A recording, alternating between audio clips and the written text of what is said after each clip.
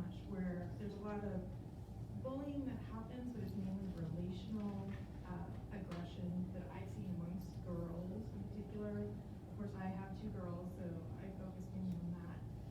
And I would just like to see that there is more done within the district to mitigate that and to help minimize that, because it's important that we raise healthy, strong, and relationally successful, I guess, people in general. And I think that it's important that we kind of look at it more closely, because I think it happens and a lot of people are embarrassed. Either if your child is the victim, it's embarrassing to come forward to say such things, and then what happens when someone is the person who's actually doing the bullying, and how do parents thus interact in those situations, because oftentimes it drives a wedge in between kind of like the community, I think, in general. And it's definitely an ongoing issue and something that needs to be looked at, in my opinion. And maybe, we can come up with some ideas today on how to do that, because you want to see everyone succeed. So, and it's different, the way girls handle it versus boys. So, anyway, that's kind of what I brought to the table today, and that should. Thank you. You're welcome.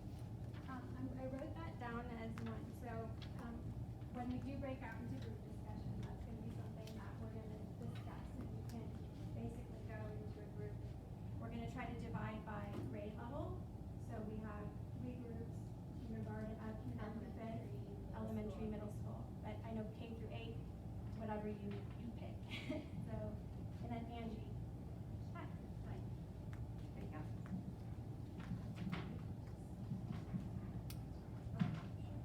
I'm Angie Rush. I'm from Copper Ridge. I have 5 children. 3 are grown and 2 are, one is at Copper Ridge in 8th grade, the other one is homeschooled. He has special needs.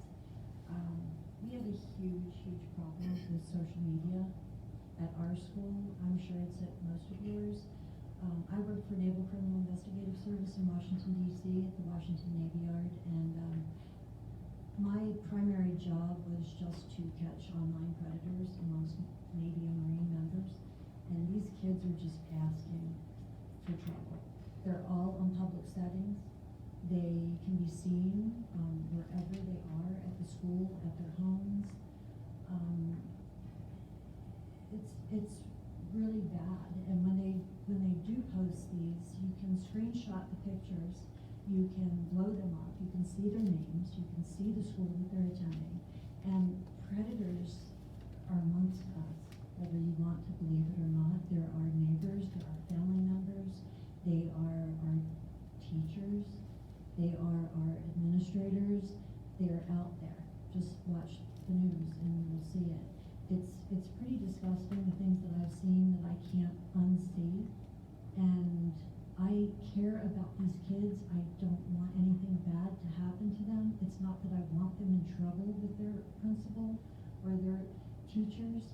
I want them to be safe and know what can happen to them by posting these videos. I've witnessed a lot of autopsies, and these kids don't want to happen to them what I've seen happen. And it may sound like I'm being over vigilant or excessive, but it happens, and it's awful. And as much as they're told not to do it, they still keep doing it. Thank you. It's hard not to talk about those things immediately when you're in the fixed. And I think Dr. Chestnut might be addressing some of those things as well, about what SUSD does. So, Dr. Weaver is here. I apologize because I thought you were going to be so oh, he's going. So, if anyone has any questions for me. Thank you. You want to go in front of the Front of the camera. I didn't wear my makeup Yeah. today. Good morning. Thank you again for coming to the parent council meeting. Appreciate your involvement with your schools and with the district. generally like to start my comments with a few announcements of things that are going on that may be of interest to you. Last night at the governing board meeting, the board voted to name Kiva Elementary School as the next rebuild/renovation project. This will be from the 2016 bond issue. This will be the 5th school that we've rebuilt. FEMA, Hopi, Cherokee is underway right now. HOCOM is in the planning stages right now, and then Kiva's next.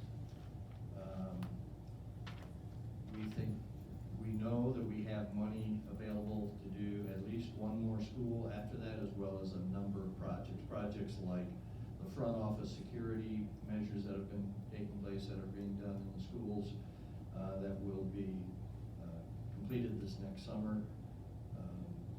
A lot of infrastructure pieces as well. So that was from the 2016 bond issue, but I know the Kiva community is excited.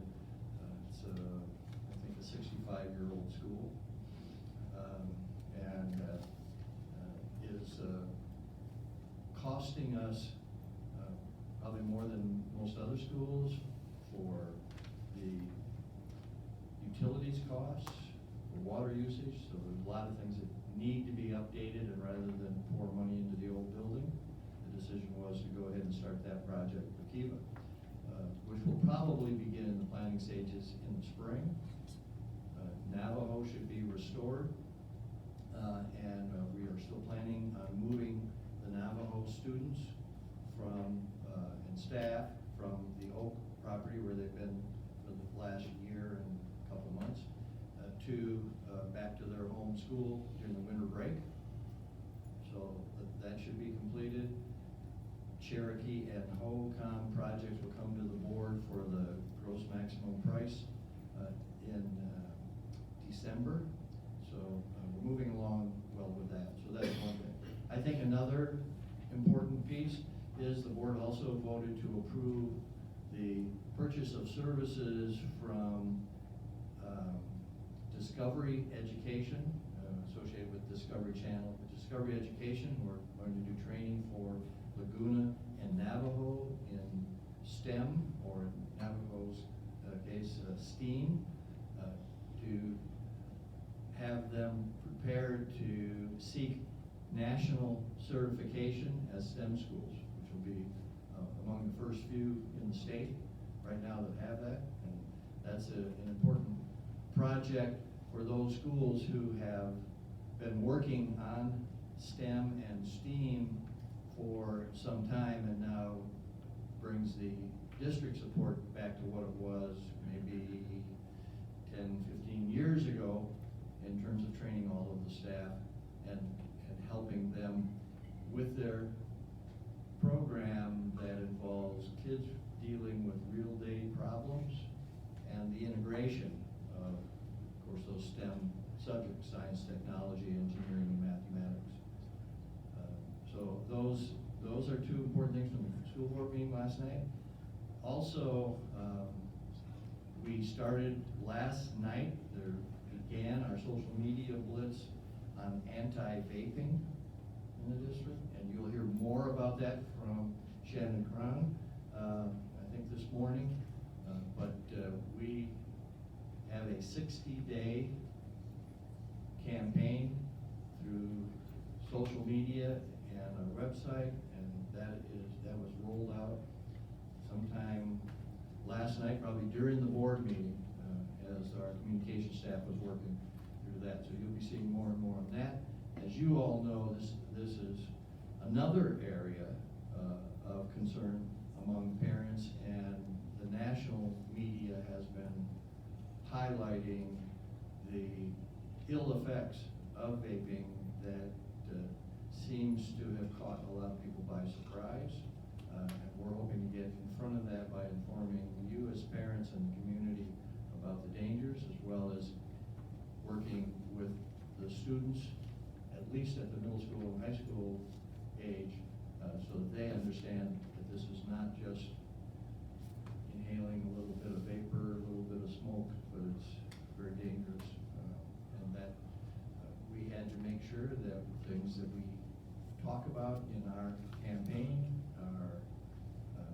research-based and accurate, of course, but even those things, as careful as we are pretty scary.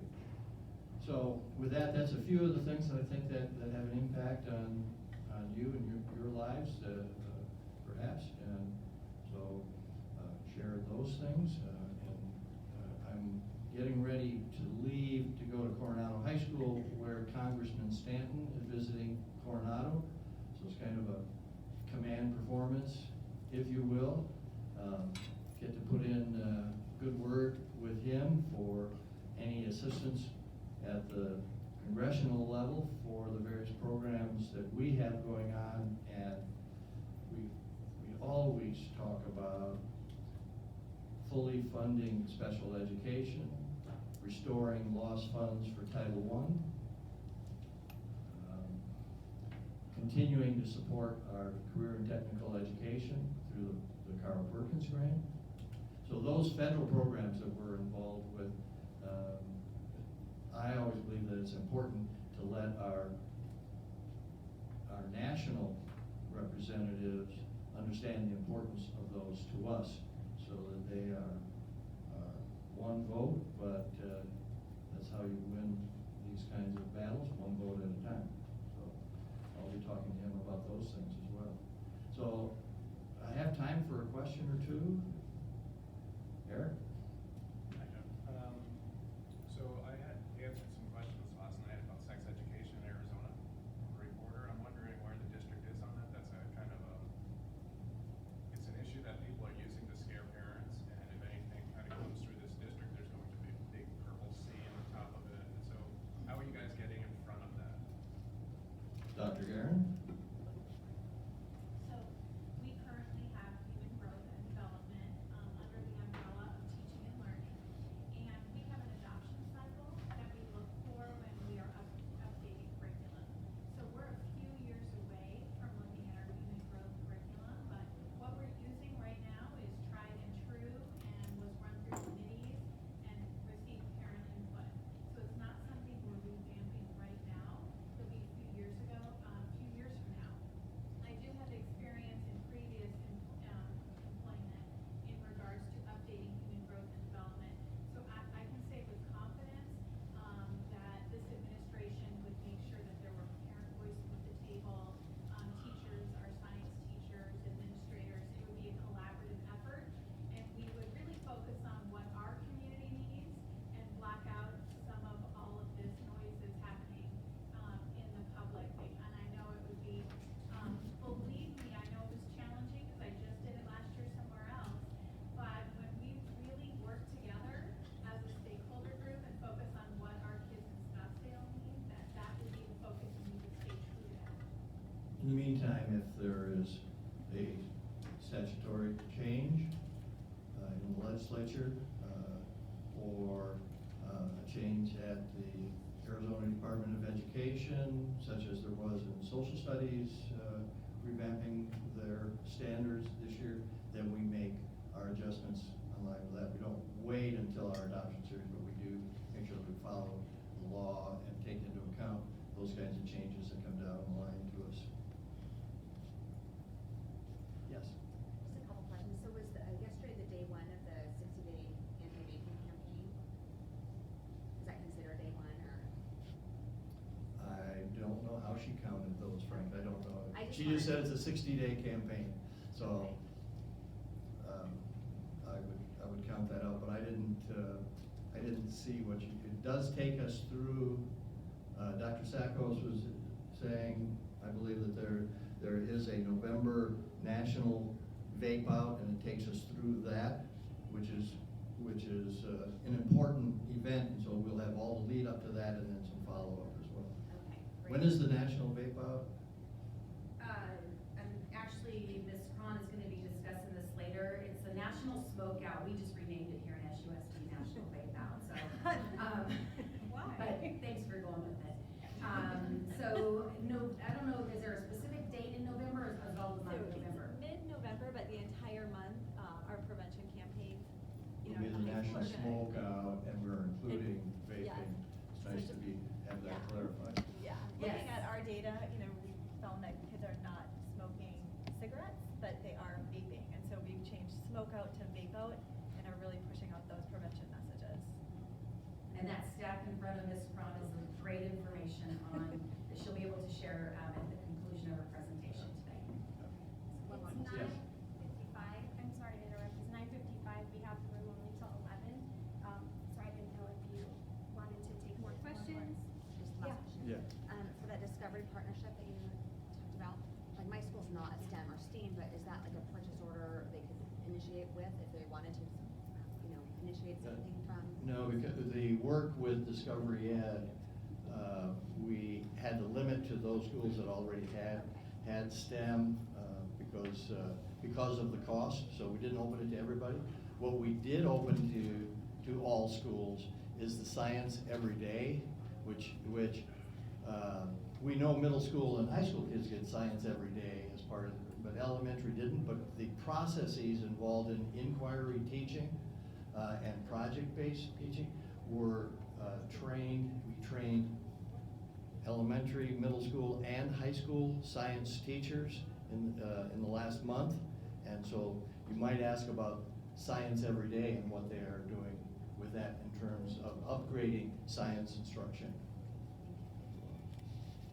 Okay, thank you. Thank you very much.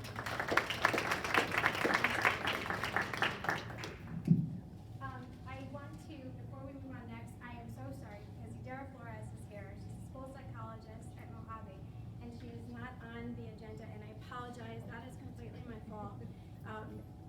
3 kids and last minute typing, so I apologize for that. But please, I would like to introduce Dr. Chestnut, who is the Executive Director of Student Support Services. So, here you go. Thank you, Laura. Let me get my slides going here.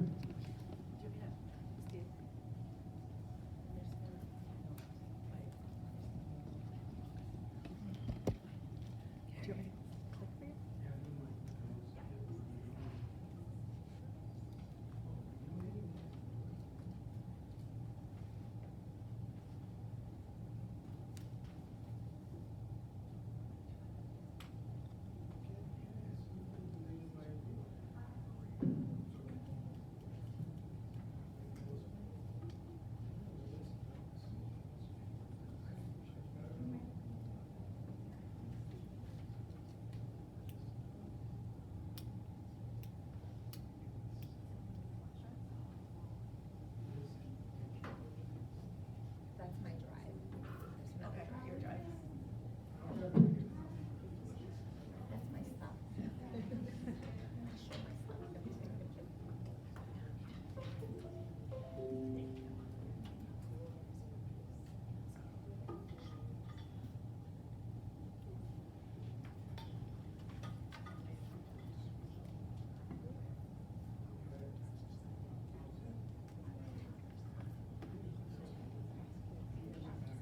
Okay. Thank you. It marks the spot. Well, good morning. My name's Steve Chestnut. I'm Executive Director of Support Services for Scottsdale Unified. And in our department, I work closely with Shannon Cron. She works a lot with 504 issues. She works a lot with our social workers and a variety of things. We work a lot with student discipline. We work closely with principals and assistant principals on student discipline and several other things, including social and emotional professional development for our staff, PBIS, and a couple other things we're going to be talking about today.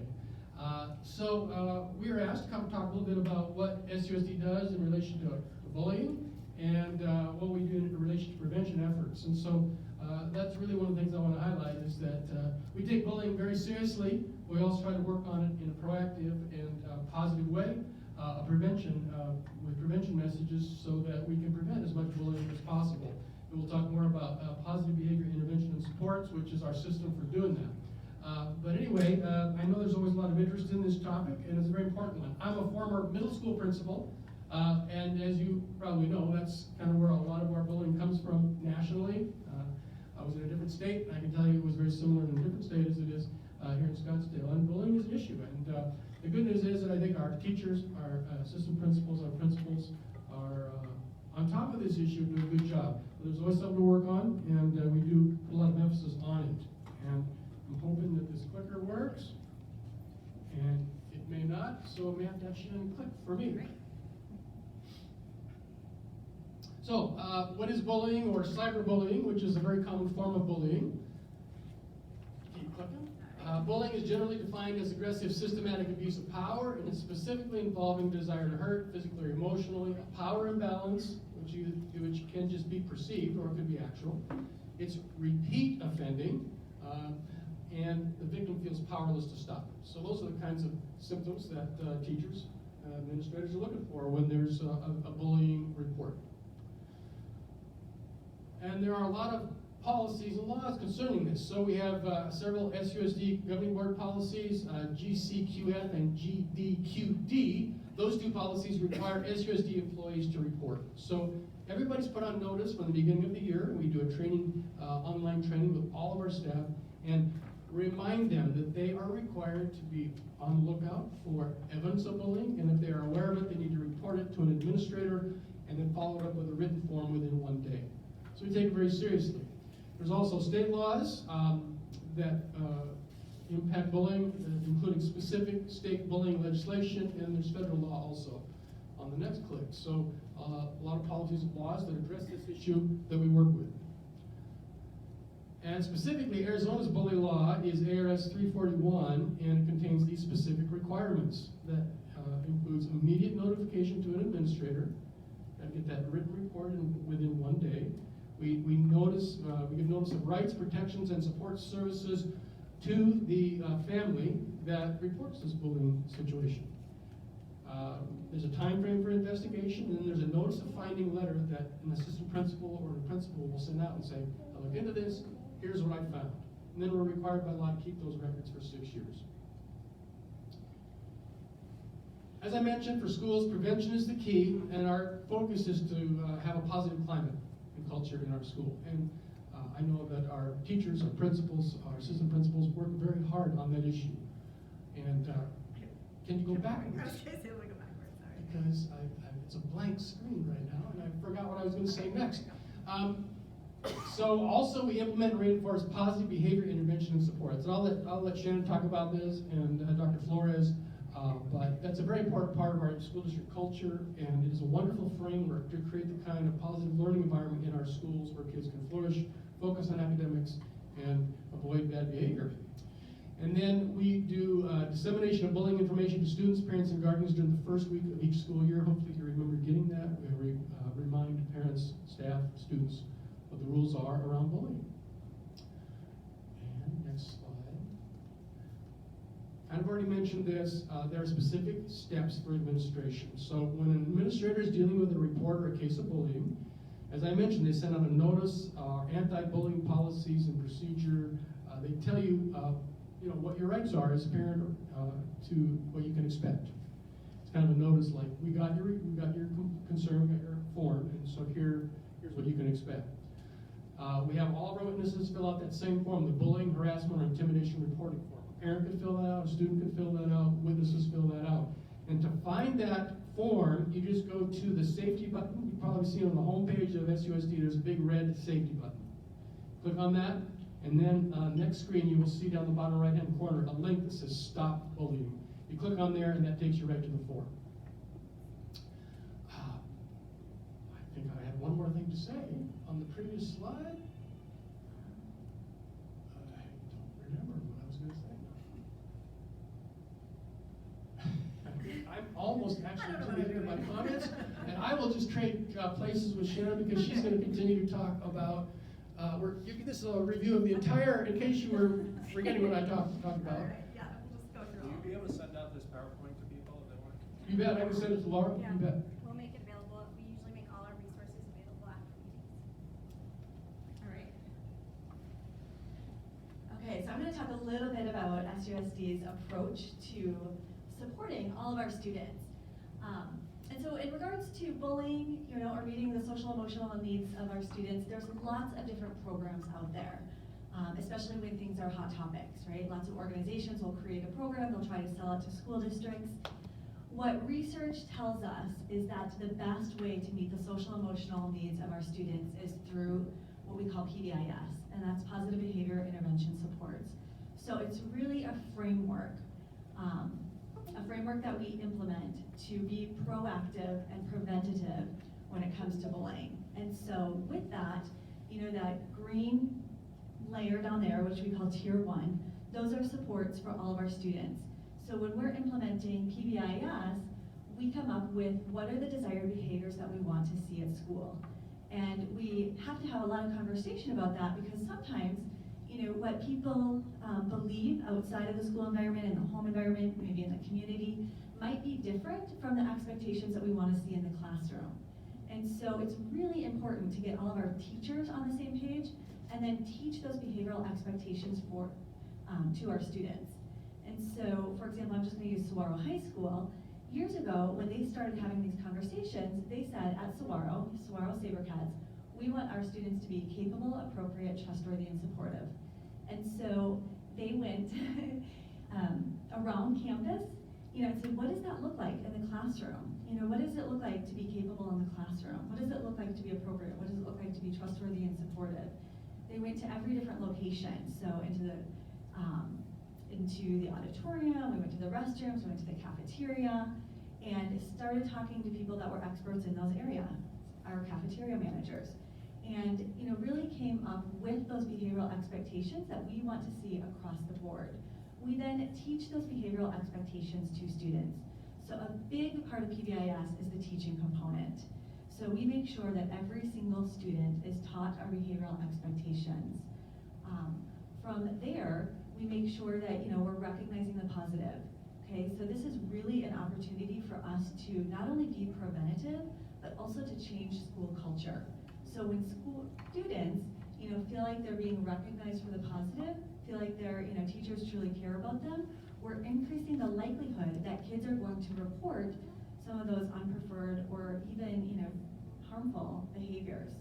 So not only are we teaching kids positive behaviors, but we're also creating a much more safe environment, right? Again, research tells us that the best way to create a safe school, free of any type of school threat, is to increase the likelihood that students will report information, and that can be accomplished through PBIS. We also recognize, of course, that, you know, students are going to come to us with many different situations where they might need more than those universal expectations being taught to them. So that's where, you know, we have several different you know, early intervention or intervention opportunities available to students through tier 2. So we use our data, we use parent referral, we use teacher referral, administrative referral to sit down and look at, you know, what are the additional supports that we need on our campus. So that could be anything from restorative practices to peer mediation to student assistance programs. A lot of those student assistance programs in regards to bullying look like direct social skills. So some of our kids have a hard time, you know, interacting with others or learning how to make or keep friendships. So, you know, they need more direct instruction. So again, through that tier 2, you know, students are able to get their needs met. We also recognize that there's a lot of students, you know, in our campuses that have more significant mental health needs. And so when we go up to tier 3, that is where we are working with families to connect families to community resources. So we have over 30 different organizations that we have a relationship with. And when families are in need, you know, we understand kind of the services, the supports, the resources available, and can connect those families to those resources in the community. We also have students, when it comes to bullying or school safety, perhaps on individual student positive behavior support plans. We've got students on safety plans.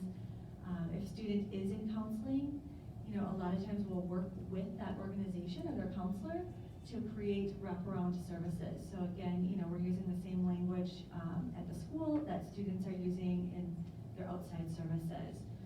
So I heard several different kind of concerns this morning in regards to, you know, things that are maybe happening in the community, parent concerns, and the great thing about this framework is it really allows us to implement the supports needed to address all of those topics. Whereas if we were to say, okay, we're going to implement this one bullying program, that does not. And so PBIS, it's again, you know, a research-based framework to support social, emotional, behavioral needs of all students. And then also, I'm going to let Yadira kind of share what this looks like on a campus. But when we've got topics such as vaping, you know, we build that into, you know, or we'll do month boosters on these prevention type of topics. So again, we're able to teach that information to our students and build it into our existing initiatives versus, grabbing a new program and implementing it without fidelity. All right, my next slide kind of goes over everything that I had just shared, but it really shows that, we've got tier 1, which addresses the needs of all students. We teach everybody. Tier 2, students that need more supports have that tier 1, but in addition to tier 1, they get tier 2, which is maybe those, small group supports. And then, some students are gonna need more, so they not only get tier 1, information that's sent to all students, they may be involved in tier 2, but they may also receive those individual supports. So if a student is, receiving tier 3 supports, we don't take away, it's layered. So they are provided with several different support services on campus. I'm gonna switch slides really quick.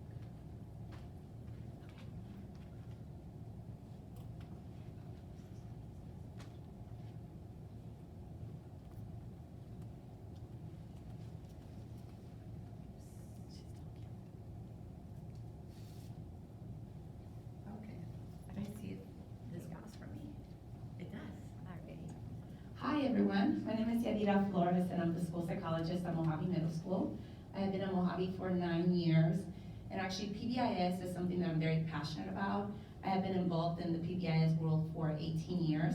I started at ASU, and I was part of the team that was doing trainings in the state, did some of the research. I've written curriculum in this area. It's something that I'm very passionate about. So coming to SUSD from ASU and being part of the Mojave team really gave me that opportunity to work with our school to really make changes in our culture and the system and the way we do schooling at Mojave Middle School. So I wanted to highlight what we're doing, how we have embedded bully prevention systems within our framework of PBIS, and tell you a little bit about how we have been teaching and providing supports.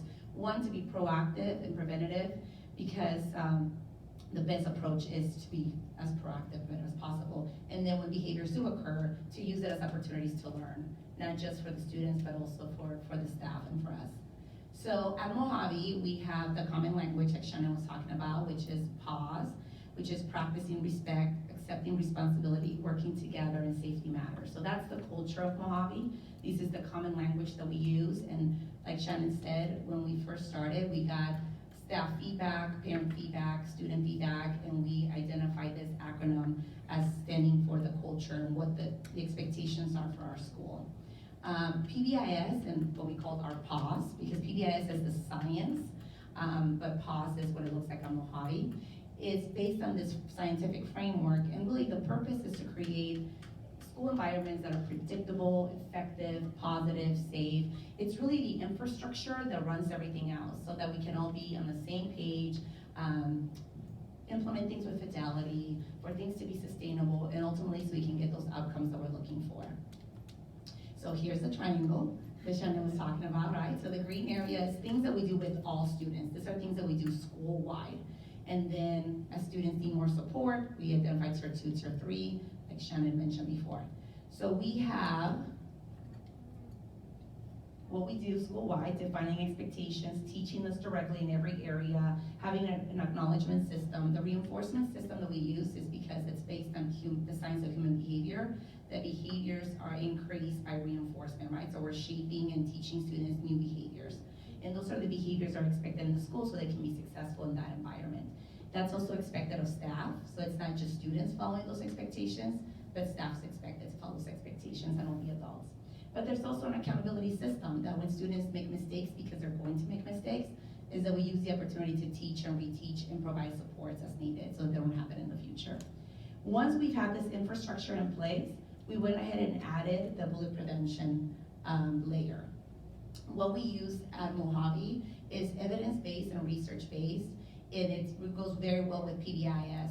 So for elementaries, it's called like social responsibility. So the whole point of this is, let's stop talking about bullying. So whatever we pay attention to, we're gonna get more of that.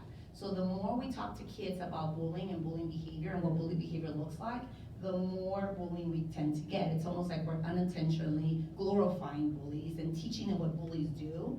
And so we focus on what we want them to do. We want them to be socially responsible, right? And then for the middle and the high school manuals that they have and from the National Center of PBIS, they call it expect respect. That everybody deserves respect and everyone should expect respect. And when they're not feeling respected, there's a process of what we do. And so it's all research-based. I want to highlight what the core features of this curriculum is. This alone is not effective. This has to be done within the PBIS framework. And because Mojave has been doing PBIS for so many years, it was an easy thing for us to add and be part of that infrastructure. The one main thing of the core is that we're removing the reinforcer that maintains socially aggressive behavior. So every behavior has a function. There's a reason why bullying happens. And so for years, they have tried to think, oh, is it because kids have low self-esteem, and there was all this interventions to build self-esteem, and then we ended up having really confident bullies, right? So really, that wasn't the function of that behavior. What the research is finding is what maintains unkind and disrespectful behavior is peer attention. So it's a bystander role. Knowing that, we know that we have to empower our students and teach them to recognize when is unkind behavior happening, what does it look like, and what is their role to interrupt that aggressive behavior. So we focus on that. We focus on impacting the bystander behavior. So what do you do if you see somebody being unkind to someone? And based on how you respond, it's either going to increase that behavior or decrease that behavior. So we need to then train and educate our students on what does it look like to be unkind, disrespectful, what is your role, what happens if you just stare at it, what happens if you laugh, because sometimes people get nervous and they just laugh, and that's what we tell students. It's not because you think it's funny and you approve, sometimes you just don't know what to do, but that's reinforcing that behavior. So we really train them, we practice, and we put them into scenarios. We teach all students to identify and label those behaviors. And we have a school-wide signal that helps us interrupt that behavior. So we train our students that whenever somebody's being unkind to you, or you feel disrespected, whatever that means to you, that it's okay, we want you to tell that person to stop. Because sometimes other students don't know that they're being unkind. They may think something's funny, or they think that they're trying to socialize with you. So it's important to interrupt and say stop. Of course, we always train every student to know that when somebody tells you to stop, this is what you do, right? Because if we tell kids to stop, but we don't train the kids on what to do when they tell them to stop, it wouldn't be effective. So we train everyone that when somebody tells you to stop, you stop what you're doing, you take a deep breath, and you move on with your day. It's not a big deal. This is the attempt to interrupt, because bullying occurs when the behavior is repeated over and over again, right? So if we can interrupt it, then we're being proactive. The other thing that we do is we really train students that not everything is bullying, okay? Sometimes kids are just gonna be unkind one day, or they're gonna have a bad day, or they don't wanna sit with you that day, or they don't wanna talk to anyone that day. That doesn't mean they're bullying you, right? So it's really important for them to understand the difference between somebody just not being kind today, or not wanting to play, or, trying to be funny and not funny, and bullying. Because bullying is a legal term. So if somebody's being bullied, we do have to follow all these different procedures and things like that. If somebody's being unkind, then we can address it. So we want students to recognize it, report it, so that we have opportunities to teach and reteach and support them before it becomes a bullying incident, if we just ignore it and not do anything about it. Does that make sense? Yeah? Okay, good. So, simple, 3 steps that we teach our students, right? It's to stop, walk, and talk. So there's lesson plans where we teach all of our students, so this is tier 1, even though we're focusing on one specific skill. We teach all of our students that when somebody's being unkind to them or somebody else, you tell them to stop, you walk away if it continues, and then you talk. That means you report it to an adult, any adult that they feel comfortable with. We also provide teaching to all students, and what do you do when somebody tells you to stop? And this is a little bit of our script that we have, so that if someone's directing a problem behavior to you or someone else, tell them stop. We also have to practice how to tell them to stop. If we tell kids just say stop, that's not gonna be effective. So we have to teach them, what does it look like when you tell somebody to stop? You have to use a firm voice. You can't say, oh, stop, right? Because that's mixed messages. So you want to say stop. And we tell them that, use a nonverbal signal, so a hand, but we don't just tell them to stop, because they could do stop right in your face, which is confrontational. But what to do is just close to your body and say stop. So they can believe you, so they know that you mean it and that you're not just saying that to joke around. So we go through all those scenarios, they practice with each other, we have discussions, we give feedback to make sure that they're confident telling somebody to stop, not just for themselves or somebody else. Sometimes we'll say that somebody may be unkind to somebody else, and that person tells the person to stop, but they don't stop. It's okay as a bystander, say stop, and then just walk away with the student. And we practice that. This is all research-based, and they have found that it's effective at the elementary, the middle, and the high school level. For the older kids, they have scenarios that are more age-appropriate and situations that they may be facing that they can practice with, so that it's relevant and meaningful to them. The walk is that sometimes some students will not stop even when you tell them to stop. So at this point, we want to walk away. Everybody should walk away. Somebody's gossiping about somebody, you should ask them to stop. They don't stop, everybody walks away. It's not fun to gossip, but there's nobody to listen to you, right? So we give them rationale, we teach them how to do it, and the whole point is that we want to remove that reinforcer. If you stay there and listen, you're reinforcing the behavior, so it's more likely to happen again. It's like a flame of a candle. The more oxygen, the more it stays lit. But when you cover, and we do that, we have a candle and we cover it, the oxygen goes away, the flame goes away. So we have to remove that oxygen, we have to remove that attention so the behavior can go away. Now, you can't just take something away, right, with behavior, science behavior, but what we do is our PBIS allows us to teach students what they should be doing, right? What is it like to practice respect, to be safe, to be kind? At Mojave, we have an advisory time, so every day there's 20 minutes.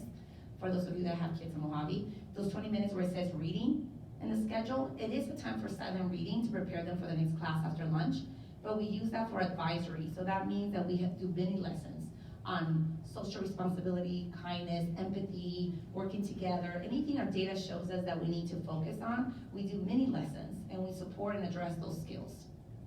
So we're teaching them what's expected of them while at the same time providing tools and strategies to interrupt that unkind behavior and to learn to report and get help in a place that they feel comfortable, in a way that they feel comfortable, because many students are not comfortable reporting. So we want to make it as comfortable for them to report. We talk to them about how to report and what to say. So I'm going to show you a little bit of how we do that. Oh, so this is what I went. Stop, take a deep breath, go ahead with your day, no big deal, everything's okay, they're still friends, you know. And then they have to stop even if they don't agree with the stop. So as you can imagine, for elementary, kids may overuse it. They may say, stop, stop. Okay, but that's the beginning, and we have to teach. Middle school and high school, they underuse it, so we really have to encourage them to practice. It's something that they practice and develop. I want to highlight a couple things that we do at Mojave. We have discussion forums during our advisory time. We set those behavioral expectations, the pause. So what's expected. We have discussions about respect. What does it look like? What happens, you know, what does it feel like and look like when somebody is being respectful? What does it look like when somebody's not being respectful, kind, so they can recognize that? We don't use names, of course, but we say, have you ever seen a situation where somebody was being unkind or disrespectful? How did that feel? What did you do? What can you do? Just teaching opportunities, so on real time that they can apply. So we also have this awesome SIG support plan, and then I made copies, so I make that you see it. If you guys can go pass it around in that file of our lesson plan that we do at Mojave. But one of the activities that we do is the Seeking Support Plan. What it is every student at the beginning of the year gets this worksheet, and they have to complete it. And it's a fill in the blank, and it just asks you things like, identify 4 adults that you can report this at school. So instead of telling kids, report it, we're putting a plan together that if they ever need to report it, they can refer back to this and they can identify who are 4 adults in school that you would feel comfortable reporting if something is happening to you or somebody else. Who are 2 adults that I can report to outside of school, because they may not feel comfortable reporting to school, but maybe somebody at school, outside of school can be reported. If you're feeling too upset or nervous to make a report and I need to talk to someone, who are 2 friends I can count on. And we have had students where their friends bring them to the office to report, or they report for them. If I see someone being bullied, what are 3 strategies that I can use to interrupt the behavior? Of course, it's a stop, walk, talk, and everything we've been teaching them. So in that form, if you see it, and I'll show it to you, briefly we can show it, Shannon, because I'm holding this and this. It's just, they fill in the blanks. At the bottom, it has the principal's phone number, the counselor's phone number, the assistant principal's phone number. So again, it's easy way for them to know, here was my plan of who I would contact and get help from, and here are the numbers that my parents can call. So we're trying to make it as easy as possible in a systematic way for students to have a support plan. And this is done from the beginning of the year. And then we remind them throughout the year. So after fall break, we're gonna do another booster. We're gonna do more lessons. We're gonna continue to train our staff so we can continue to get better and better at this and prevent as much as we can. The other thing that we do at the beginning of the year is we do a pledge. Now, initially, when we first started this, we had asked students to just read the pledge, write their name, and keep it to themselves, right? A personal pledge. As we were walking around the rooms, I started to notice that kids were standing up and pledging to each other. So I wanted to read the pledge, and then you could add your school's name. But of course, no, I'm representing Mojave, so we fill in the name Mojave. But it says, as a student at Mojave Middle School, I have the right to be treated with respect. I know that claiming this right means I must do my best to treat others with respect. I will try my best to not do things that make others feel belittled or bad about themselves. I will do my best to not call people unkind names, spread rumors, gossip, or use physical force against others. I will do my best to support others who are the targets of disrespect.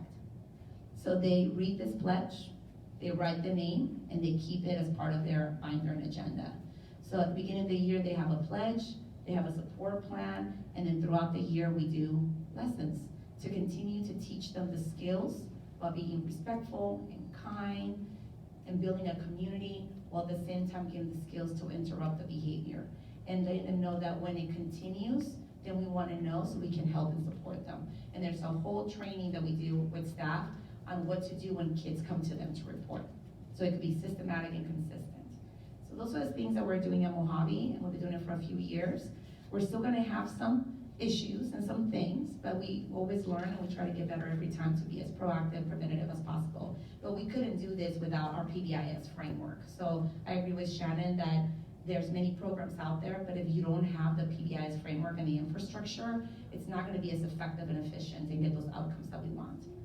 Thank you. Do you have any questions for me? Actually, for the questions, we're gonna go, if you guys still have time to answer questions, instead of 3 groups, we're gonna just kind of move the tables to have the questions all together, and we'll do in the round, if that's okay, so everyone can be part of the discussion for the questions.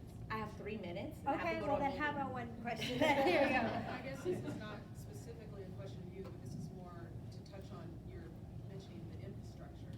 I know that one of the concerns that has been brought up at our school is that that infrastructure is just not there for some schools. Some schools don't have a psychologist or counselor or somebody available. So what are we doing for the infrastructure piece? This is all great, but without somebody to implement it.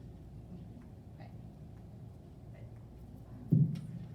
So, that's a great question, and you're absolutely right. It really takes the principals on the campus to be the champion to create that infrastructure. And, you know, without that leadership, it's very difficult to get the teachers and students on board. And so this is a district initiative. We've had several grants over the last few years where we've used our training funds to support PBIS on the different campuses. Now, with that, you know, we've had some, you know, new administrators come on board, and so, you know, from our department, this is one of our priorities this year, is to make sure that all schools have the opportunity to receive, you know, training in PBIS. I think it's great, you know, for our administrators and our schools to hear from parents that this is a framework that they support, and that, you know, the community really sees value in as well. Yes. That leads to my question. The unity between home and school is really important, speaking the common language. What is being done through either PTOs or schools to have events that are rewards, that parents come, perhaps have a bite to eat, and do one of these lessons on the stop?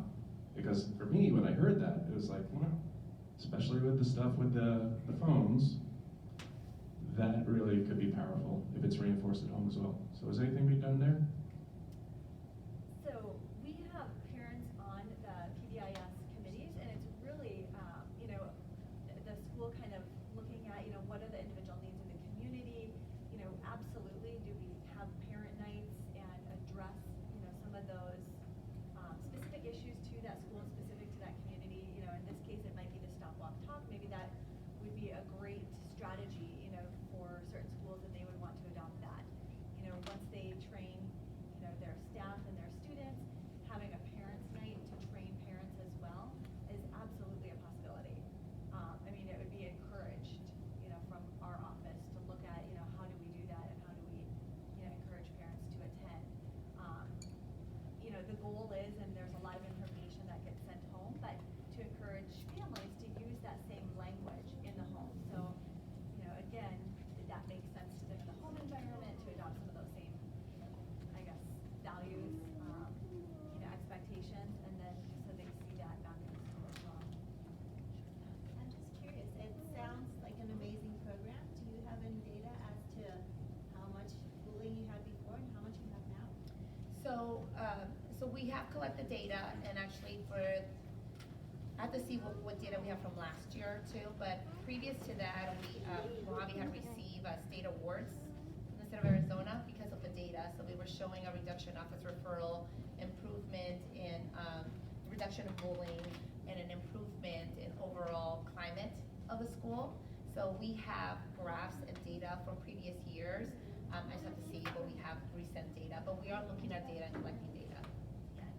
Our schools that have received grant funding to implement PBIS, we are required to keep a lot of data and report that data.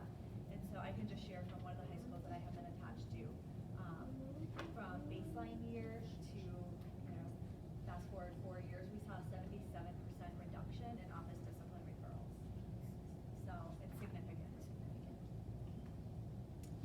So as for elementary age, which is what I have, it seems like there's a really fine line between being disrespectful and unkind versus bullying. So, and that also seems like it's up to who's listening if they think it's just disrespectful. So how do you teach such little kids the difference so that they're not overusing the term bullying, but at the same time still getting respected by their friends? Well, in the stop, walk, talk in the elementary, and I can share with Shannon or somebody to send to parents the link to where those manuals are, and you're welcome to review them. Just download and look. But the elementary one, it actually has pages where it goes over what's unkind, what's not unkind. So it says, Sally was walking down the hallway and somebody, dropped her backpack or pushed her or something. Is that unkind behavior? Yes. Somebody, accidentally bumped into her. Is that unkind behavior? And so they go through little scenarios of what is just an accident, what's unkind, and what's bullying. And so they make it very easy for little kids to start recognizing. But of course, coaching with little ones need to happen and opportunities to learn. But there's something embedded So within that. along the bullying lines, especially like you were mentioning with girls, they can tend to be a little more aggressive of, you're my friend. Yes. You can only play with me. Somebody else is, a bad name for wanting to play with you and you wanting to go over there. How often does that happen where it's repetitive for it to become now bullying? Like, is there a limit? Is it, more than 5 times? Like, how do you teach that? And then along those same lines, for a little kid to go up to the yard duty, and they most of the time overhear the yard duty being like, no, you're tattling. It's a hard line, so then they come home, the parent gets involved, and because there's legal repercussions with bullying, it seems like it's just snowballs into something that could have been stopped had someone just listened. And I know as part of that is we spend a lot of time training our staff on them to understanding the definition, and also that, the research has shown that sometimes the adults underestimate how much that happens, and some behaviors you're not able to really see, especially when it comes to kind of those behaviors you're talking about, those unhealthy friendships that then turn into very unhealthy kind of bullying behavior. And so catching those early, but it's really training staff that even when somebody comes and say, oh, somebody make fun of my hair, that's the tip of the iceberg. There may be more things deep that we need to look into. So regardless, there's a process that we follow and making sure the students feel heard and that they feel validated and that something is being done. So there's a lot of staff training for that consistency, because it's not just gonna be teachers. A student can come to the neonate, somebody in the cafeteria, or somebody in the office, and everybody needs to be on the same page. But that's crucial, it is crucial. Just to touch on what she said, like there's different ways that maybe girls bullied versus like very confrontational. What you see on a movie, like somebody coming up where you can't say stop.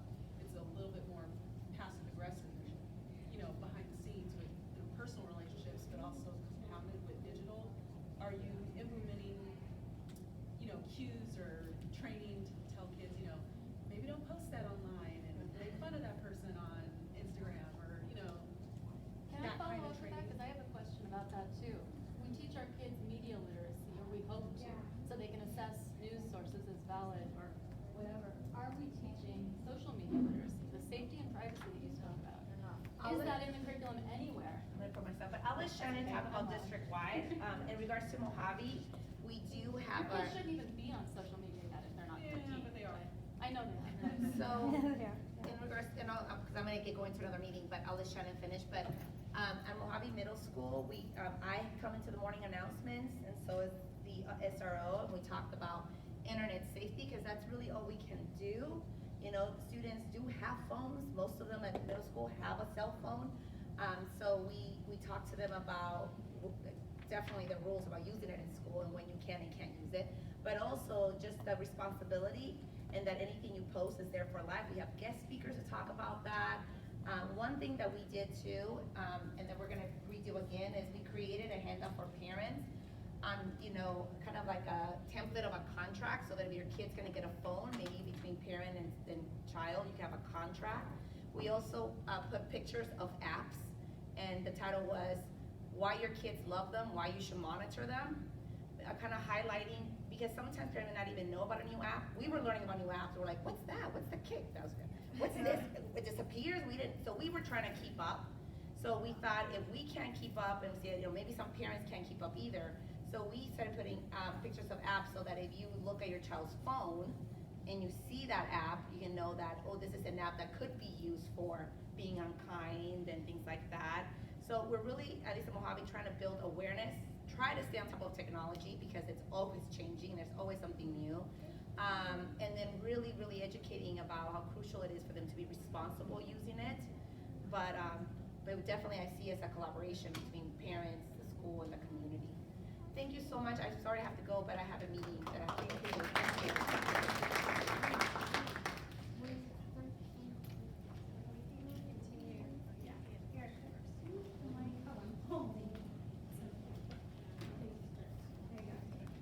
If you guys want to move in closer, we can talk, just feels distant. Great, we're good. So I guess this is more question, Shannon, for you, but with regards to a lot of discussion about prevention of bullying, which is fantastic. When something already gets reported, how does one think about preventing retaliation? Because I think the person who's accused of something can be like, hey, that's not right. I'm going to come after you and make it worse. Hopefully not, but how does that get looked at? And one other point, as you were doing your investigation for the bathrooms, the public spaces, in the cafeteria, 10% of my son's day is spent on the bus, which is an unmonitored space, and I have interacted with my school's administration, and they have some stronger words than unmonitored spaces for the bus. Yeah. Okay, that was a great question, and kind of in two parts. So, in regards to the retaliation, we work with the students that are reporting that information to make sure that that is confidential. And so when we approach the person who's being accused of bullying, to let them know, things are said, other kids are concerned. I can't share with you who it is, but make sure that one, we never ever mention that name. Two, typically when kids are mean, they have an audience, right? So it could be several different people. It could be a teacher or a staff member that's reporting this information. So we never share, I guess the source. In regards to the bus, absolutely, the bus is an extension of the school day. And I worked a lot with our drivers a few years ago, and it was very, very interesting. Our teachers look at it as, suspended, and our bus drivers, are looking at it as my job was to get kids, safely from point A to B. And so we really had to create the culture of this is an extension of the school day, and we all need to be working together. So if students, are on certain, support plans, in certain cases, we may need to share that information with the bus driver. We may need to provide, supports on the bus, right? Where, a student gets to choose their seat. We may move students around. I mean, we may have assigned seats for everybody. So that's kind of an ongoing training, with our, as you guys probably know, that's an area where we see a lot of turnover and a lot of, new staff or shortage in staff. So it's an area that we're constantly working with our drivers to update and to educate, them. If there's any specific concerns, you can always reach out to Brendan. His name is Brendan Wagner. He's our transportation director. Him and I work really closely together, to make sure that we're supporting the needs of students, to again, make sure that that's an extension of their school day. So I think a lot of times, the classroom teachers, maybe even our administrators don't know until a parent reports that information. I think there was someone here, she was waiting. I just wanted to know, what is the discipline for the bully? We had horrible last couple of years now at Kiva. They've had different administrations, so they didn't report anything. I was almost at the point of hiring a private eye or my own police officer to sit with my son because the teachers couldn't handle this child. And I know at one point, back in first grade, he was kicked out of the school, but then in second grade, he came back and my son was with him from second to fifth grade. I pleaded with the district or with the principal not to have them together. They were, so fifth grade started off, they were not together, and I thought, hallelujah. Well, then at fall break, the child got into our room because that same student was horrible to other students, and the other teacher just said, out, other parents complained. So then he's now back in our room. So then I told my son, we'll move you to another teacher, but I thought, that's not fair. He likes his teacher, he's doing well in there, he has his friends, he's doing fine, except for this kid. And, what can the teachers do? So, it's a good question. What are the consequences for discipline, including bullying? You probably know this, but the Uniform Code of Conduct is linked on every school website. And it's basically the student handbook. It has the rights and responsibilities of students in there. It's about 45 pages. There's a lot of detail in there, including 6 or 8 pages of what we call the discipline grid, or the consequence grid, that lists specific violations of the Uniform Code, including bullying and other things. So And if then the school what- doesn't do it, because I felt the school did jack squat. And I don't know if I should have elevated now to more of district level, or I was about ready to start working in the classroom myself, taking my job. I've had Yeah, I realize it's it's a hot topic. I for realize me. these are hot topics and can kind of be emotional issues. I get that. I've had kids too, so I know how this works. And so if you read the consequence pages, assistant principals and principals do have some latitude in how they implement the consequences for that behavior. And so that's why I encourage parents always to, wherever the situation is, make sure you're talking to the teacher about the situation, or you're talking to the assistant principal about the situation. And you have good communication on it, that helps. They But you chose also, for them to talk, the two boys to talk together. I said no to that because I knew then the bully would then know more of my son's vulnerability, and, for a day or two he was fine, and then he started back up again. That's actually And then they wanted the kids to work on a project of counting tickets or some bullshit in the office, and I'm like, no, I want this kid out. I wrote down a question related to that because it's something I know as an elementary school parent I see with PBIS and especially young children. It seems like with the metrics and keeping data, the reporting, they are trying to implement PBIS as opposed to report bullying or report certain behavior. So they're trying all these positive behavior techniques, and then it doesn't get reported. So the child that is being most aggressive perhaps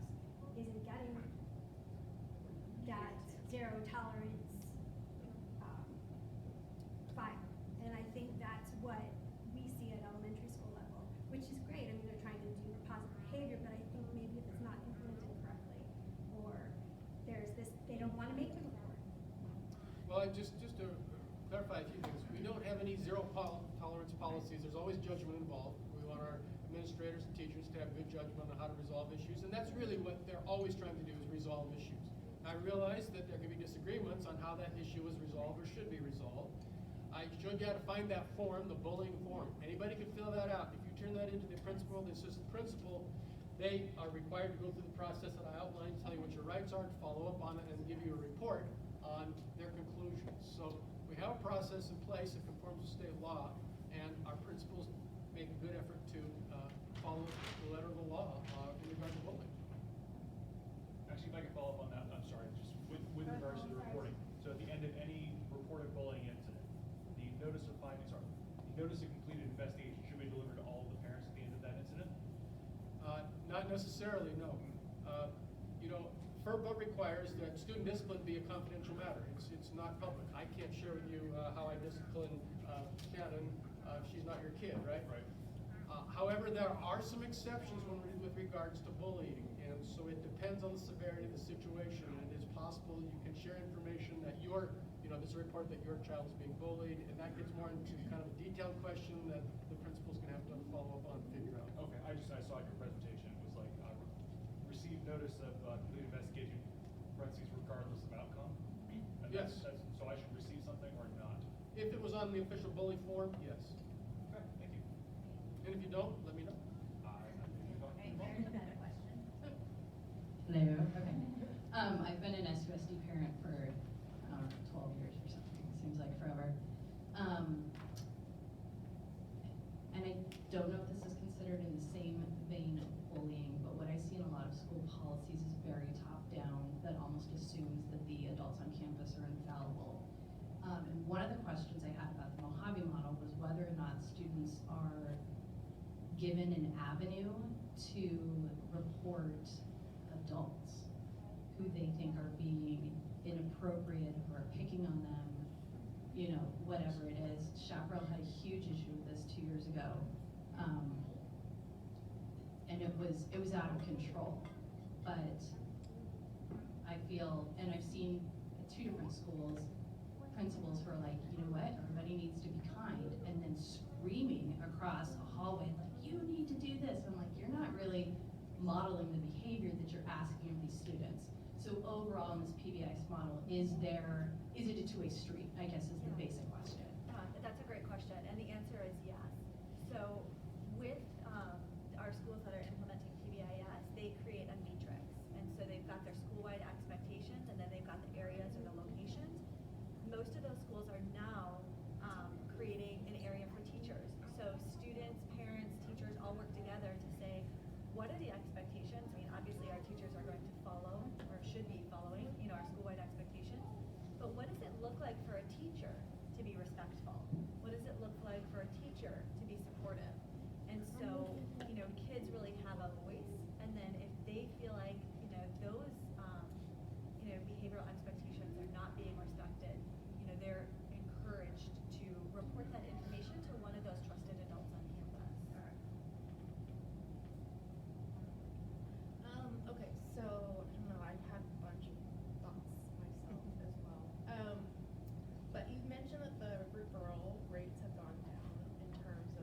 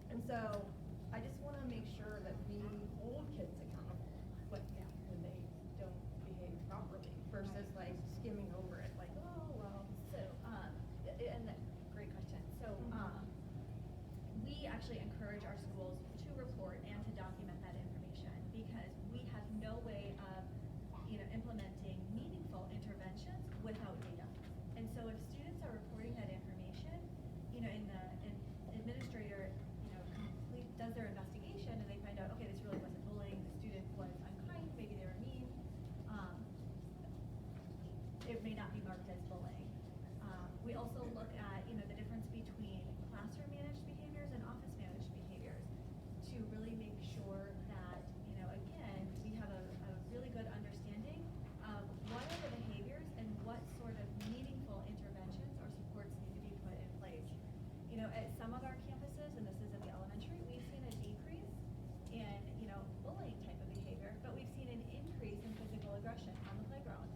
So when we started looking into that, what we found was, kids, they weren't, bullying wasn't even a part of this, but, our kids are participating in all these different club sports or activities, so they all kind of come to school with their own mindset of this is how you play soccer. And, then they get into arguments, which may lead to a physical, aggression on the playground. So it's really, us making sure that we have clean data to support what is actually happening on our campus and to dig deeper. But I kind of feel like maybe an idea, and this is what I was leading to, is like, you discussed how Saguaro, I think it was, right? That you guys had done this climate check-in, like social climate. I kind of feel like maybe that should take place at almost every school in what kids feel, what parents, like to do that, let's see what's really going on behind the scenes, because it sounds like a lot of people feel like, well, this is happening here and that's happening there, and da-da-da-da-da. And I know that takes resources and time to do, but it's sort of like that to me makes sense, because there are too many parties involved, and like, I'm sure we're not the only parents in the whole district that feel this way. No, and that's super important to do, is to, look at data and then also, conduct those climate surveys, because oftentimes we overestimate problems as well, or we might underestimate problems, but our data tells us what's really happening, and so we can address the real issues. You can maybe speak a little bit about the Hanover survey, which is I think our most recent district-wide climate survey. So you may remember a year ago, hopefully you found a link to what we call the Hanover survey. It was a climate survey for every school. It was district-wide. We had really good responses. We asked all of our students, grades 4 through 12, to actually sit in the computer lab and do the survey. It took about 10 minutes.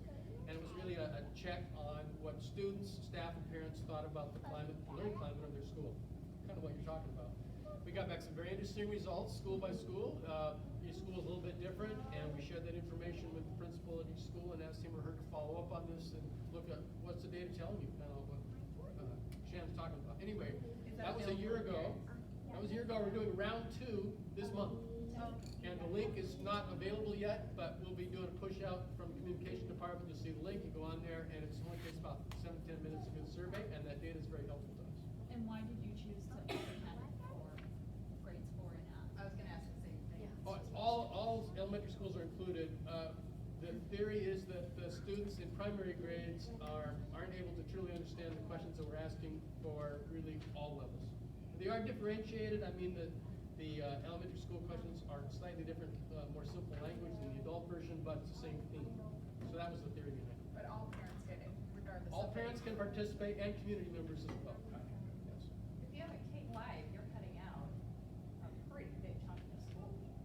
Students, but all parents, K-5 parents can So the kids participate. are the ones on campus, might be worth reconsideration. How to structure the questions so that perhaps they're more appropriate for it's not an easy. Yeah, these are nationally validated studies done by a national organization, and I know they researched this issue. Their theory is, based on the questions we're asking, that it's not appropriate for primary age students. I don't know the research specific behind that. I don't know the research specific behind that either, but I can tell you that our schools also participate in the Arizona Youth Survey data, and that is a survey which looks at risk and antisocial behaviors in middle school and then high school. So that survey too is only appropriate for 8th, 10th, and 12th graders, so they take it every 2 years.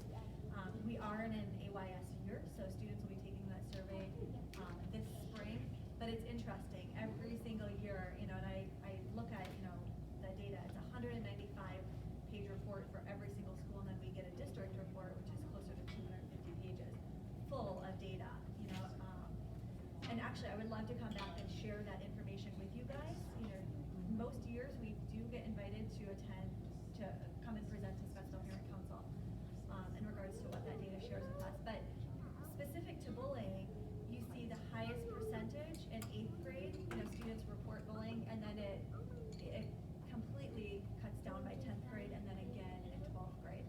So again, it may have to do with the students really, you know, their understanding of bullying, and I don't know that that's why, you know, that we're not asking really young kids, but you know, the data that we do have, it's interesting to see that decline. So, I'm hearing a few parents say they didn't get the survey, so I wanted to talk about how to access it this year. When I partnered with Hanover in the past, you can choose to have the survey sent directly to the email that the parent provides, the school district, and I'm not sure if that was what happened here, but many times, the survey would go into spam, and that's because of how your browser looks at something that came from someone you don't know. So in my previous experience with Hanover, they are fantastic, but we had to really let parents know, look for this, it's the date that's coming, look in your spam folder, your trash, because if your email, you know, as we have all these technology issues, security is getting more robust with our own systems, which is a good thing. The other thing, Hanover's not asking you to buy anything, but your email doesn't know that. So I don't know how access worked last year. Yeah, we did 2 surveys with Hanover last year, and the climate survey was just a link that we publicized through communication department, that kind of thing, PTOs, that kind of thing. We also did an override survey, and you should have remembered, I hope you remember getting an email directly from Hanover for that. We did it 2 different ways last year. So, maybe we can really try hard to make sure that Scottsdale Parent Council helps us in regards to advertising, when to look for the links and where to find them. Did you send a text message? School, there's no school on Monday or whatever, could you say, keep an eye on your email, I think we did that last year, but I can't remember for certain, but yes, that's a good point.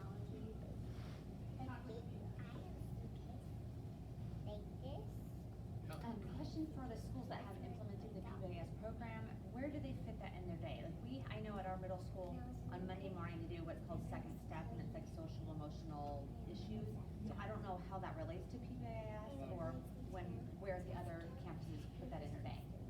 Great, so it's really, it's a overarching framework, and so it's not something that is, you know, implemented daily.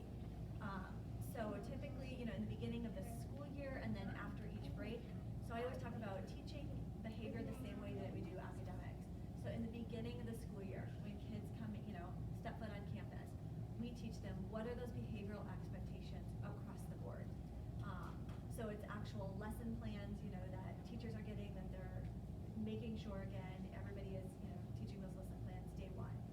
After fall break, you know, teachers typically review whatever they were working on, right, in terms of academics before break.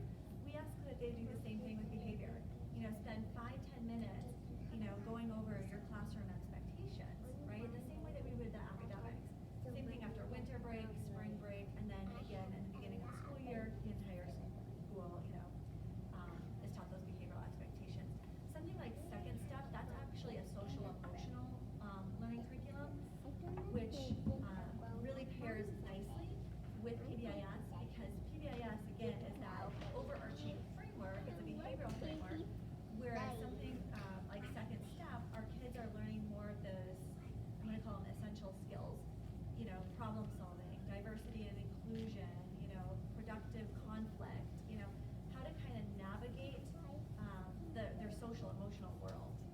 And so that is, all of our K-5 schools right now should be implementing Sanford Harmony, and that is something that we really, you know, have found over the last few years after talking to our schools, that, you know, kids need more instruction on how to form those positive relationships with, you know, people.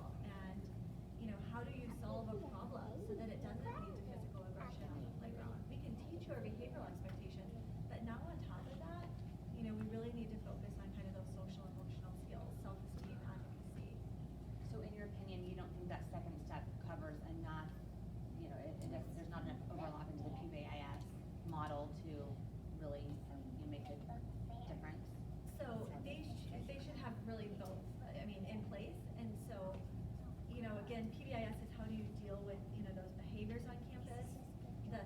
emotional learning curriculum is teaching kind of those essential social skills.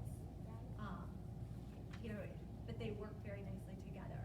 So when students, you know, are engaged in pro-social skills, there's less likely that they're going to engage in some of those negative behaviors, right? So, so they really kind of work together. What school did you say you went to? I'm sorry. Ingleside, so that was the second step? Our school is implementing SEL too, so we were just curious of how other people work. So most schools, the K-5 are implementing Sanford Harmony, and that is a K-5, you can stretch it to 6th grade curriculum. Some of our 9th grade school, well, Arcadia, Chaparral, and Desert Mountain, 9th graders are getting BOTVINs, and that's because they're part of a high school health and wellness program grant. So the grant requires, you know, implementation of an evidence-based curriculum.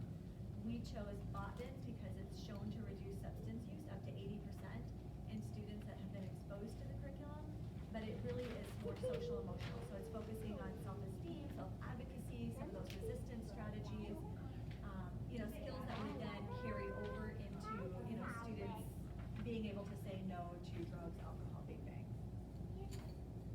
So the principal has discretion as to what PBIS program to use, correct? And then what sort of resources are they given? And then what sort of accountability do the principals then have if that's an effective program? Right, so, years ago, we have, and this is kind of the way that we have implemented everything in Scottsdale. Rather than a top-down approach, it's been attraction versus edict. And so I'm a school psychologist. Years ago, we implemented RTI, and, you know, schools gradually kind of caught on and said, hey, this is something that, you know, we're really seeing the value in. And so rather than telling them that they had to, you know, adopt this framework, you know, they came up with it on their own. We've had that same approach with PBIS, where, you know, it's been up to our schools. At one point, you know, a few years ago, we had 23 of our schools practicing PBIS. There's been some change, you know, a lot of new administrators on board. That's why, you know, I think our department really recognizes that we need to, you know, try to revamp, I think, that initiative and really So they're kind not of required to have a program, it's optional whether they have a PBIS program. So most of our schools have positive practices in place. If I'm gonna say, are you implementing with PBIS with fidelity, the answer is no. You know, in order to implement PBIS with fidelity, there's several different things that you have to have in place. There's several different fidelity measures out there. Very few schools probably across the country are actually implementing with fidelity. We have been, again, involved with several different grants, so, and have had trainers from across the country. We worked with the U.S. Department of Ed, you know, where we're constantly monitoring, you know, and we've had people come out to do fidelity checks on us. So some of our schools I know are implementing with fidelity. Other schools would say, you know, we're PBIS. In reality, they've got a lot of positive practices in place, you know, and for us, it's really looking at how do we tighten up that framework to say that, you know, you could really say that we are a PBIS school. So, and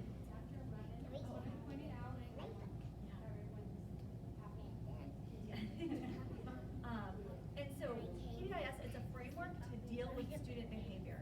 So even if schools are not, you know, have not adopted PBIS, they're still dealing with student behavior.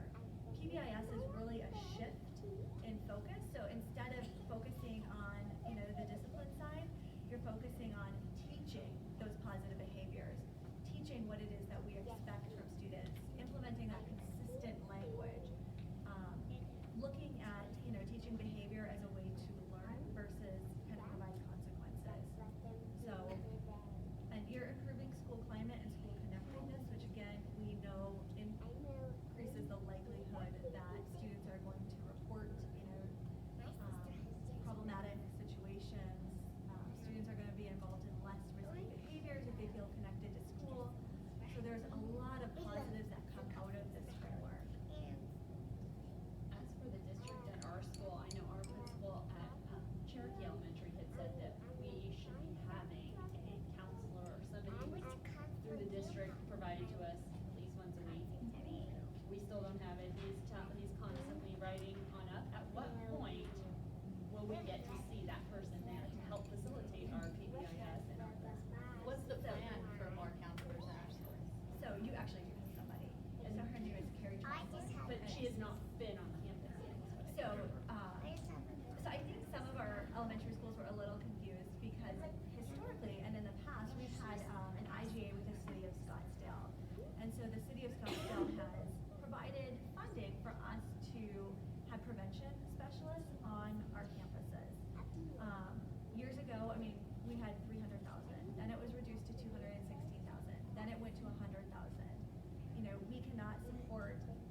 schools on $100,000. So we ended up looking at our data, and the data said middle school. That's where we're seeing the most at-risk behaviors. That's where we need to put these people. And so our JFCS specialists focused on middle school for a year. Then the city took away all that funding.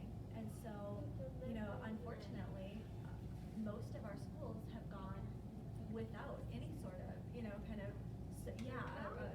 counselor or, social worker on site. And again, that was because there was that reduction in funding from the city of Scottsdale. So we've been, trying to be very creative. Our nurses have done an amazing job of really kind of stepping up. Oftentimes, they were the ones that, were dealing with some of the social emotional issues. Schools were sharing school psychologists. They were, working really hard to do the best, that they could do. But, I think all of us would agree that it was really, really challenging when we did not have, that mental health expert on some of our elementary school campuses. And just to answer this other question that came over here, there is some hope on the horizon. You probably heard about the safety grant applications that were out really the first 2 weeks of this month. And Arizona legislature, state legislature has funded school safety programs for many years, and that's been about 95% for school resource officers. In many districts, that's how they pay for their school resource officers. In the last legislative session, they added $20 million statewide so that with that same grant application, you could apply for not only SROs, but either counselors or social workers. So that window was open last 2 weeks. It closed last Friday. Shannon and Lindsay Stoller worked very hard to work with all 29 schools, and we applied for 28 because Hohokam and Young Fire combined this year. We applied for 28 social workers. We considered applying for counselors. We felt that we could get better coverage of our social emotional needs district-wide. And so if we are funded, all 28 of those positions, that'd be $2 million worth of social workers for our district. So we're keeping our fingers crossed. If we get 28, that would be awesome. If we get 14, that would be amazing. And we should know very soon. We had news yesterday and said that pile of money is sufficiently, it's nowhere near enough for all the schools that have applied, and that Title I schools are gonna be given priority for that. So millions of dollars underfunded that bucket of money for this. Typical state of Arizona program, yes. Yeah. Yes. I have a question about the PBIS and clip charts.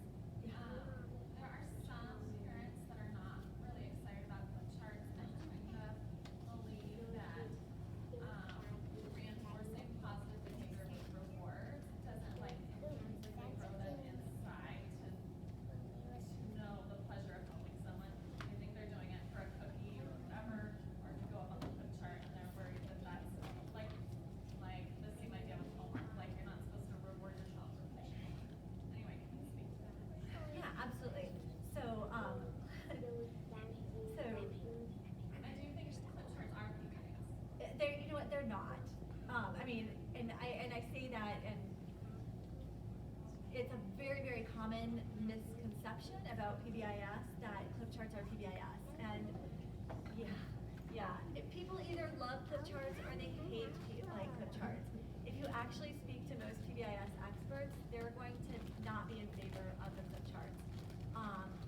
But years ago, they were presented as this very positive way to, kind of change behavior in your classroom. And so some teachers have implemented them, they feel very connected to the clip charts. So it's, a work in progress in trying to kind of change that mentality. And it can be a delicate subject because you don't want to take something away that somebody feels very connected to or they feel like is working and then tell them that they have to do something else. So it's really kind of getting that buy-in,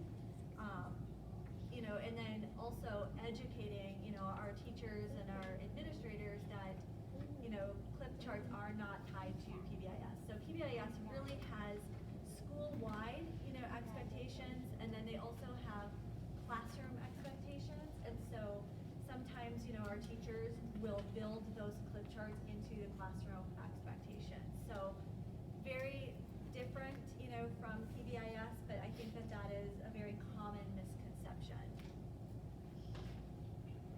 Thank you. Yes.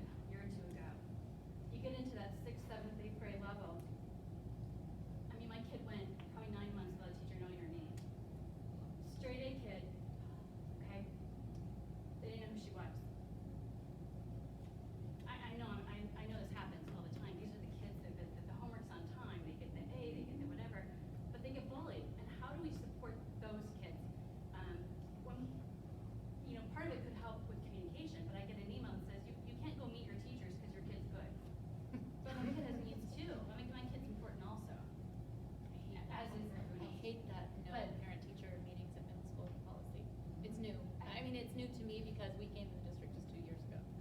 So I was blindsided by it. I'm like, whoa, what? There's no parent-teacher conference at middle school. So I Beyond agree. rotation, there's nothing crazy to talk. Sure. You have the right to be discouraged. Of course. Anytime you want one. But what I wanna know is, I want that relationship. I wanna be able to look up at the teacher and be like, hey, is my kid okay? Do you know who my kid is? Are they okay? Do they talk to anybody during the whole day? Do they have any friends? What's going on? And you don't get that without some kind of interaction that's beyond an email. So on the subject of conferences, that's not our department. We don't schedule those. However, Dr. Guerin is in the room. She's an assistant superintendent. She's on the superintendent's cabinet. I know she's listening. This is good feedback for us, right? And I appreciate that comment. And as far as teachers knowing kids' names, I think that certainly there are cases where they don't. And I don't know that I have a great answer for you on that. I will say, though, that it's been my experience that our teachers do know most of their kids. If you give them a month or two, I mean, they may not the first month. But I think our teachers do make a point. We spend a lot of time talking to teachers on the social emotional learning side to remind them that it's not all about content, right? It's not all about the subject matter. Relationships, you know, if you look at the research, are about half of the equation of effective teaching. And we spend a lot of time talking to teachers about that, the importance of building those relationships. We talk about the rigor, relevance, and relationship framework, and we ask them to implement that with our students. So we are working on that, and I think we're getting better at it, and probably have a ways to go. And just to step over here so you can see me. Hi, I'm Kim. That's really great feedback, and I will certainly take it back to cabinet in regards to parent conferences. I have a 15-year-old myself, and it gets easier in some ways and harder than others because they're growing up, yet I know he still needs me. So I will absolutely bring that back. The other thing is, whatever program you have, I know Dr. Creekart, and as a district, we all want our kids to feel known and cared for. That is at the heart of what we do as educators. So please let someone know if your child doesn't feel known or cared for, and we will work on it. And there's all different ways that we try to do it. I've seen staff that every staff member is going to focus on 10 kids or 15 kids and have that conversation with them and say hello to them and make sure to make that connection a certain amount of time. So there's these things we do to make sure that we don't miss anyone, but it absolutely can happen. And when you have a child that flies under the radar, doesn't mean they don't have needs, just like someone who has all kinds of needs and screams for attention. Right? So we're always trying to do that balance. So please reach out to your assistant principal, classroom teacher. I know they want to hear that, but I hear you loud and clear on the middle school conference thing, and I will bring that back. And just to kind of piggyback, I want to let you guys know too, that, you know, I so appreciate, you know, hearing that, and I want to make sure that you guys know our teachers are really, really concerned about making sure that they are recognizing everybody and that everybody feels valued in their classrooms. And, you know, we get asked a lot to go out and do staff training, and, you know, years ago, people would, you know, ask for a lot of trainings around, you know, the academics, and right now, it's all the social emotional, and teachers want to know, how do I build relationships? What about the kid who comes to class every day, does their homework, you know, is doing what's expected? I want to make sure that, you know, they feel seen and heard as well. So they're wanting, you know, those tools and those strategies to make sure that they are implementing them. So, you know, it's definitely something that, you know, our teachers are aware of. They want kids to feel connected. They're asking for, you know, support as well. So, turn it back over. Oh, me? Okay. Well, I mean, we went over, so it's 11:17. Wait, so it's 11. Yeah. So we were gonna do a wrap up, so I guess we're not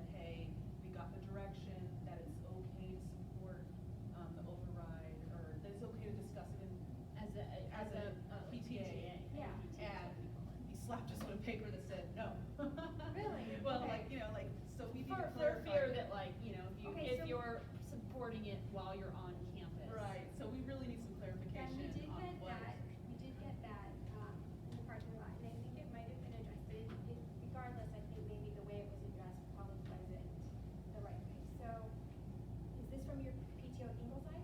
Or- No, we're on Cherokee. You're on Cherokee, so this was from your PTO. So. No.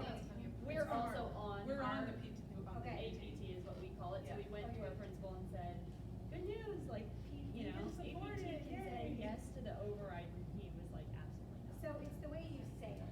It's, you're a nonprofit, Yes. you're 501c3. So I'm not your attorney, so I can't necessarily tell you, but there is, what we have in our resources, from the meeting, is you'll see it's a nonprofit resource. And what it's gonna tell you is that you're a separate legal entity.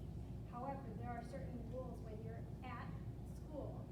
You're under the obligations of the facility rental agreement. Because you're a support organization at school, you can't really do any advocacy, otherwise you put SUSD employees at risk.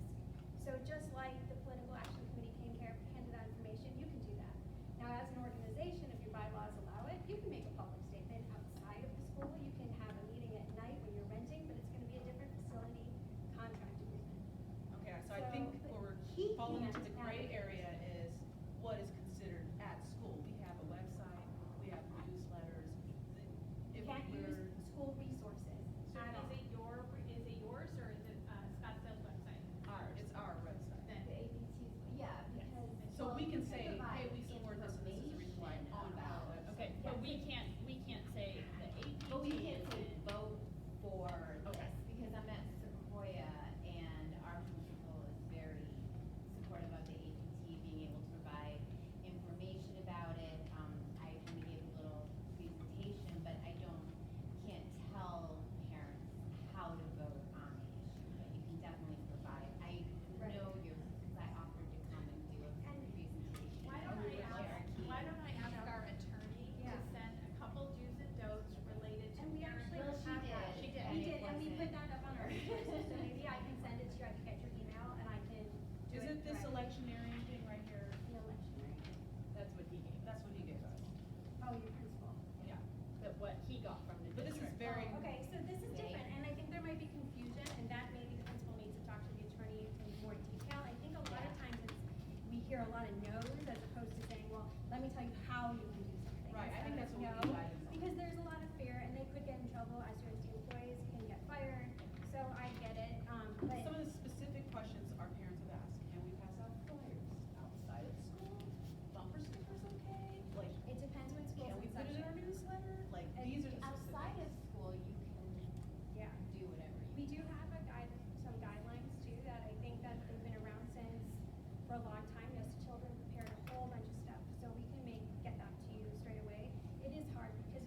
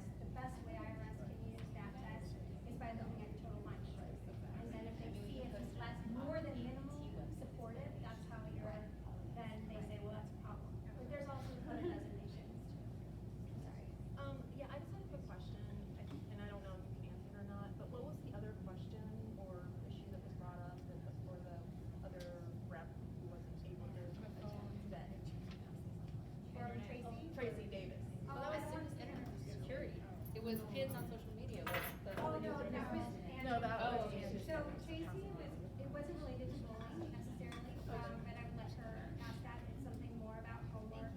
And, I don't wanna misrepresent what she's on her mind.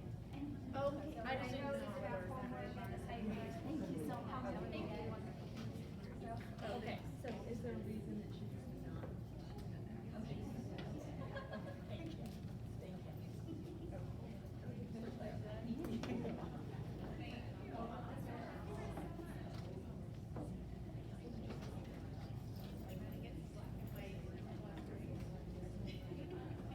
No, not yet. Okay. So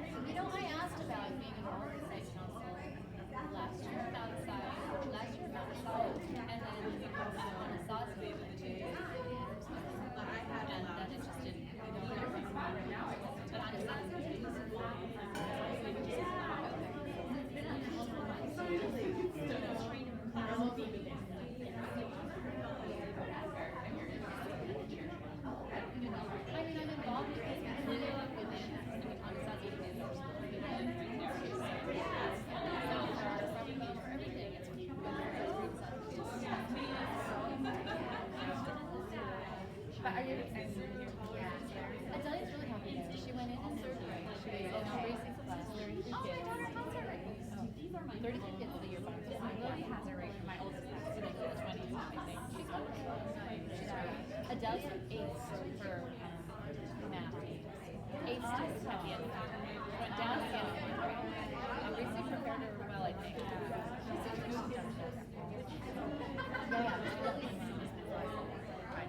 Oh no, Delia is like she's very quiet. No, I feel like You know, yeah, and I'm not. yeah, there's gonna be no issue. I don't feel like she's not letting kids like right, and that's what my kid would do. That's what she would do.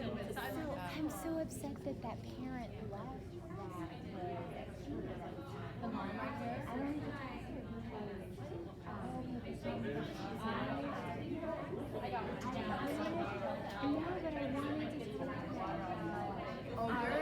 my experience. Yeah, we have her out. Oh, did you try her out? I don't know. I've never seen her before. I hadn't either, and I'm wondering if it was just the issue that because I felt bad, like I felt like she needed a little She wasn't giving more. me answers. I feel like it would need to be a little more one-on-one because they weren't. So sorry that I'm recording your conversation.